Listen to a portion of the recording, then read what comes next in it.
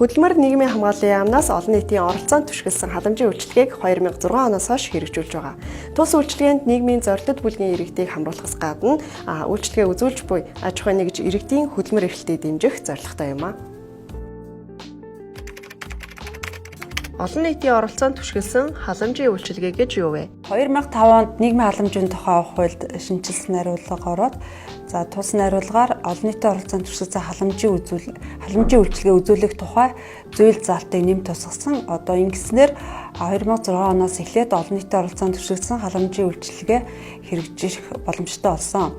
Хуулинд болохоор олон нийтийн оролцоонд түшиглсэн халамжийн үйлчилгээг иргэд төрийн болон төрийн байгууллага аж ахуйн нэгж байгууллагын оролцоотойгоор өрх иргэнд дэмжлэг тусалцаа үзүүлэх, үйлчилгээ үзүүлэх юм үйл ажиллагааг хэлнэ гэж заасан байдаг. Иргэдийн нийгмийн хамгааллыг сайжруулах чиглэгдсэн.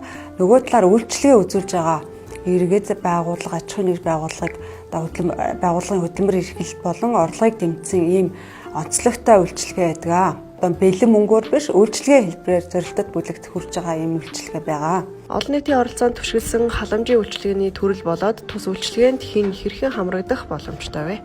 Үүнд нэгдүгээрт амьдралын итгэл үнэмшил олгох, хөдөлмөрийн дадал чадвар олгох, сургалт зохион байгуулах үйлчилгээ, өдрийн үйлчилгээ, сэргээн засах үйлчилгээ, гэрийн асрамж халамжийн үйлчилгээ, төр байрлуулан асрамжлах үйлчилгээ, эргэн түүний гэр бүлийн хэрэгцээнд тулгуурсан нийгмийн халамжийн бусад үйлчилгээ, гэр оронгүй тэнэмэл амьдралтай иргэдийг нийгэмшүүлэх, бичиг баримтжуулах, төр хоноглох байранд байрлуулах үйлчилгээ, нийгмийн халамжийн дэмжлэг цуцалцаа зайлшгүй шаардлагатай 2-оос дээш өрхийн гишүүдийн орлогын их усүрийг нэмэгдүүлэх зорилготой төсөл хэрэгжүүлэх үйлчилгээ, гэр бүлийн хүчирхийллийн хохирогчдыг хамгаалах үйлчилгээ гэсэн ийм 10 төрлийн үйлчилгээ. Эдгээр үйлчилгээнд хэн амрагдах вэ гэхээр ахмад настан хөгжим бэрхшээлтэй иргэд, эрсдэлт нөхцөлд байгаа хүүхэд, гэр оронгүй тэнэмэл амьдралтай иргэд, согтуурах мансуурах донтой иргэд, мөн өргөтлгөөсөн эцэг гих мэтчлэн 12 зорилттой бүлгийн иргэдэд энэ үйлчилгээг үзүүлж байна. Олон нийтийн оролцоонд түшиглсэн халамжийн үйлчилгээг үзүүлэхийн тулд ямар шаардлага хангасан байх ёстой вэ? Энэ үйлчилгээг гэрээлэн гүйцэтгэх боломжтой гэж заасан байгаа. Үүний дагуу аймаг нийслэл дүүргийн халамжийн үйлчилгээний байгууллага сонгон шалгуулалтанд тэнцсэн байгууллагатай гурвуулсан гэрээ байгуулж үйл ажиллагаагаа эрхэлдэг боломжтой болдог. Ингийн тулд бол магадлал итгэмжлэгдсэн байх ёстой. Магадлал итгэмжлэгдсэн байхын тулд хөдөлмөр халамжийн үйлчилгээний ерхий газраас жил болгон магадлал итгэмжлэлийн үйл ажиллагаа зохион байгуулдаг. Хөдөлмөр халамж үйлчилгээний ерхий газрын дэргэдэх орон тооны бус зөвлөл гэж ажилладаг.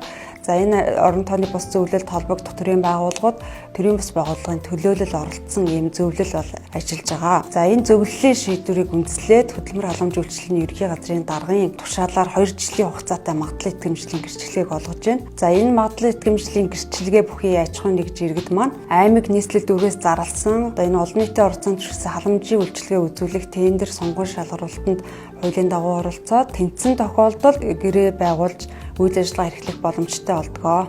Олон нийтийн оролцоонд түшиглсэн халамжийн үйлчилгээнд өнгөрсөн онд 9,000 гаруй иргэд хамрагдсан бөгөөд 4,400 гаруй нийслэлийн иргэд, 4,700 гаруй хөдөө орон нутгийн иргэд байсан байна.